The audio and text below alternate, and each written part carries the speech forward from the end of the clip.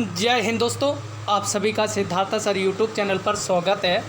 तो ये जो वीडियो है आपका ईवीएस का जो मॉडर्न यानी कि क्वेश्चन यानी कि जो कह सकते हैं जो इस समय एग्ज़ाम में जो पूछे जाने की जो संभावना है वो सारे क्वेश्चन में इस वीडियो में मैं लेकर आता हूँ, क्योंकि ईवीएस के आपके जो हमारे जैसे क्वेश्चन बहुत ही कम यूट्यूबर के पास मिलेंगे, आपको बहुत ही कम फैकल्टी के पास बहुत ही महत्वपूर्ण क्वेश्चन के साथ हैं जो कि आने की संभावना और कुछ आए हुए क्वेश्चन। तो जो न्यू है वो सब्सक्राइब कर लीजिए, बेल बटन अपने दोस्त फ्रेंड को शेयर कर दीजिए वीडियो, ताकि वो भी जुड़ सकें।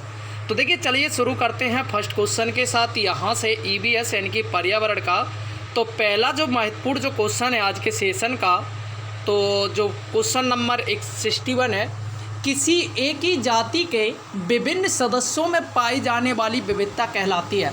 तो कोई एक जाति के सदस्यों में पाई जाने वाली जो विविधता, पारिस्थितिकी विविधता, जाति विविधता, जैव विविधता, आनुवांशिक विविधता।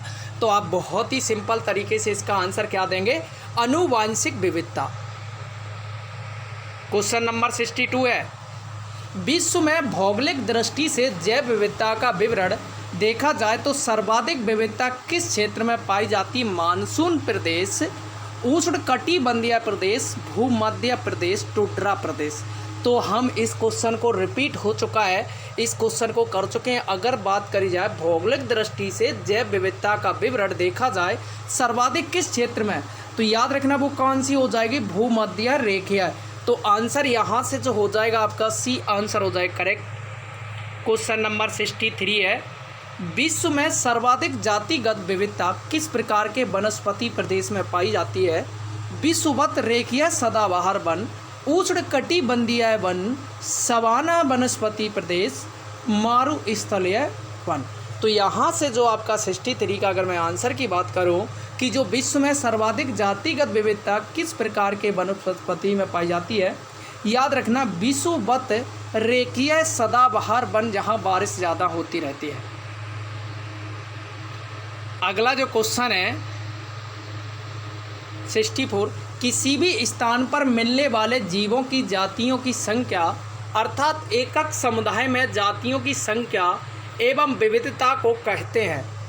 तो यहाँ से देखिए किसी भी स्थान पर मिलने वाले जीवों की जातियों की संख्या अर्थात एकक समुदाय में जातियों की संख्या एवं विविधता को कहते हैं स्थानीय जैव विविधता, राष्ट्रीय जैव विविधता, वैश्विक जैव विविधता, जातिगत जैव विविधता। तो 64 का जो आपका आंसर हो जाएगा स्थानीय जैव विविधता। क्वेश्चन नंबर 65 है, ऐसे राष्ट्र या प्रदेश जहां आनुवांशिक, जातिगत एवं पारिस्थितिक तंत्रीय विविधता प्रचुर मात्रा में मिलती है को क्या कहते हैं? तो बताइए। तो यानी कि इस तरीके के को क्या कहते हैं? मेट्रो डाइवर्सिटी देश, नेक्रो डाइवर्सिटी देश, मेगा डाइवर्सिटी देश या चरनो डाइवर्सिटी देश। तो यहाँ से जो 65 का आपका आंसर हो जाएगा मेगा डाइवर्सिटी देश। तो याद रखना आंसर क्या हो जाएगा, सी आंसर हो जाएगा करेक्ट। क्वेश्चन नंबर 66 है, विश्व के ऐसे क्षेत्र जहाँ असाधारण रूप से प्रचुर मात्रा में पादप एवं जंतु जातियाँ उपस्थित हो तथा विशेषकर ऐसी स्थानीय दुर्लभ जातियों का समूह उपस्थित हो जो विश्व के अन्य किसी क्षेत्र में न मिलते हो या नहीं मिलते हैं, कहलाते हैं आर्द्र स्थल, नम स्थल, तप्त स्थल, उष्ण स्थल। तो यहाँ से जो 66 का आंसर इसको कहते हैं तप्त स्थल। याद रखना क्या कहते हैं, तप्त स्थल। क्वेश्चन नंबर 67 है, जैव विविधता पर बढ़ते खतरों तथा जैव विविधता में ह्रास के प्रति जागरूकता उत्पन्न करने तथा इनके संरक्षण पर विशेष ध्यान देने के लिए अंतर्राष्ट्रीय स्तर पर संगठित संस्थान IUCN द्वारा जिस पुस्तक का प्रकाशन किया जाता है उसका नाम है रेड डाटा बुक, पीला डाटा बुक, संकटग्रस्त बुक, विलुप्त जातियों का बुक। तो यहाँ से जो 67 का आंसर क्या हो जाएगा, बहुत ही सिंपल सा आंसर बन जाता है, ये आंसर हो जाए करेक्ट।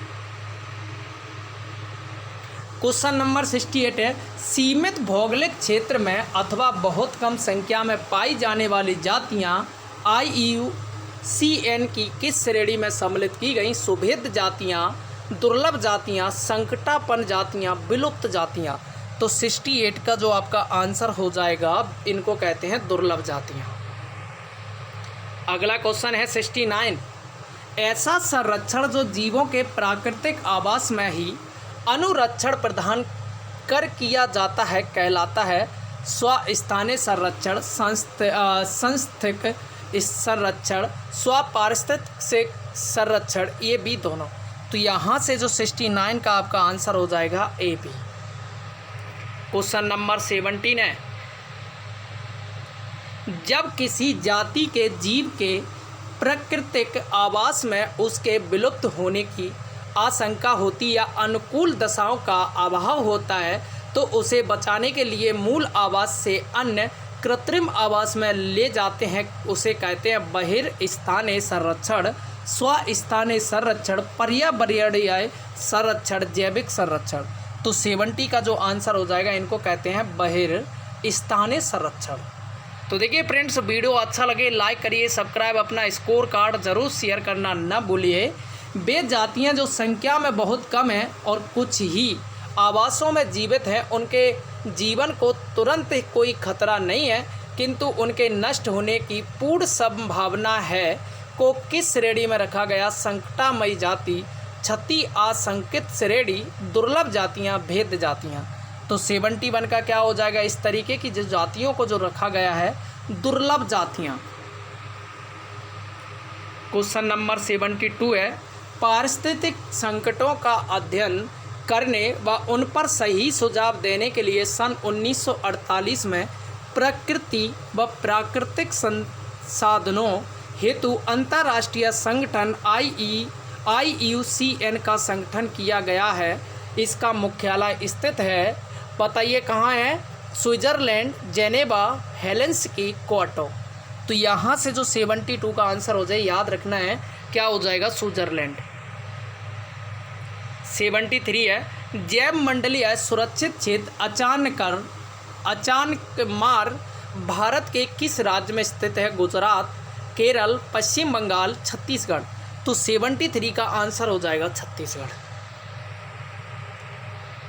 74 है।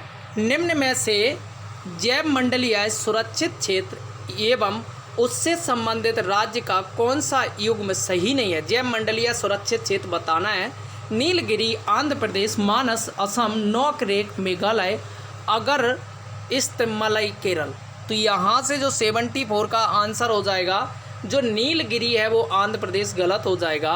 बाकी के सभी मानस असम, नौकरेक मेघालय, अगस्तमलई केरल। तो याद रखना, यहाँ से आंसर आपको कमेंट बॉक्स में बताना है ये नीलगिरी किसके लिए प्रसिद्ध है और किस राज्य में है।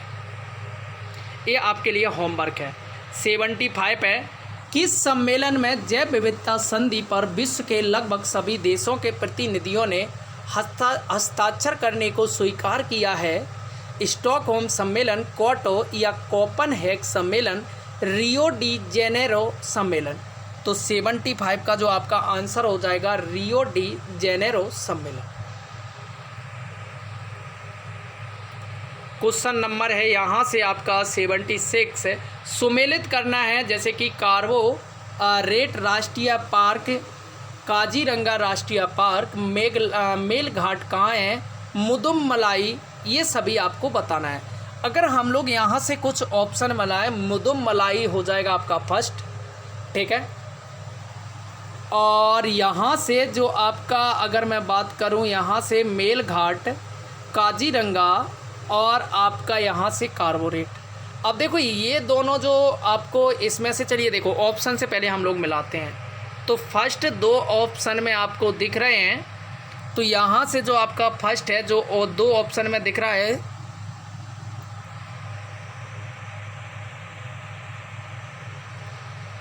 ठीक है। अच्छा, ये अपना फर्स्ट कहाँ से हो जाएगा? ये अपना डी, यानी कि पहला मतलब डी में कौन सा ऑप्शन? यहाँ से सी।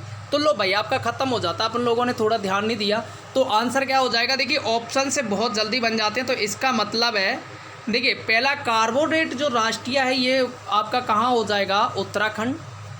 और आपका यहाँ से काजीरंगा हो जाएगा असम, ये अपन ने मिला ही लिया। बाकी का मेलघाट जो बचा वो महाराष्ट्र हो जाएगा, आपका ऑप्शन हो जाएगा सी। क्वेश्चन नंबर 77 है। नागेरहोल राष्ट्रीय पार्क किस राज्य में स्थित है? कर्नाटक, केरल, तमिलनाडु, महाराष्ट्र। तो 77 का जो आंसर हो जाएगा, जो नागेरहोल जो राष्ट्रीय पार्क है, जो कर्नाटक आंसर हो जाए करेक्ट। 78 है, निम्नलिखित में से कौन सा क्षेत्र पारिस्थितिक प्रणाली में आनुवांशिक विविधता बनाए रखने वाले बहुउद्देशीय संरक्षित क्षेत्र होते हैं? जैव मंडलीय सुरक्षित क्षेत्र, मैंग्रोव वनस्पति क्षेत्र, हरित क्षेत्र, वन्य जीव अभ्यारण्य। तो 78 का जो आंसर हो जाएगा, जो मैंग्रोव, जो अगर बात करूं यहाँ से कौन सा पारिस्थितिकी क्षेत्र आनुवांशिकता विविधता बनाए रखने के लिए, तो यहाँ से जो आंसर हो जाएगा जैव मंडलीय संरक्षित क्षेत्र। 79 है, विश्व में जैव विविधता की प्रचुरता एवं तथा महत्व के आधार पर चिन्हित किए गए तप्त स्थलों में से कितने भारत में है? 3, 2, 4, 1। तो 79 का जो आपका आंसर हो जाएगा 2। अगला क्वेश्चन यहाँ से 80 है, दिहांग देवंग जैव मंडलीय सुरक्षित क्षेत्र किस राज्य में स्थित है? अरुणाचल, असम, मेघालय, मणिपुर। तो यहाँ से अगर मैं बात करूँ, ये बहुत ही प्रसिद्ध है अरुणाचल प्रदेश। तो देखिए फ्रेंड्स, ये अपने हो गए 20। आपको स्कोर कार्ड शेयर करना है कि 20 में आपके कितने बच्चे हैं। थैंक यू फ्रेंड्स, लाइक करिए, सब्सक्राइब करिए, अपने दोस्त फ्रेंड को शेयर करिए।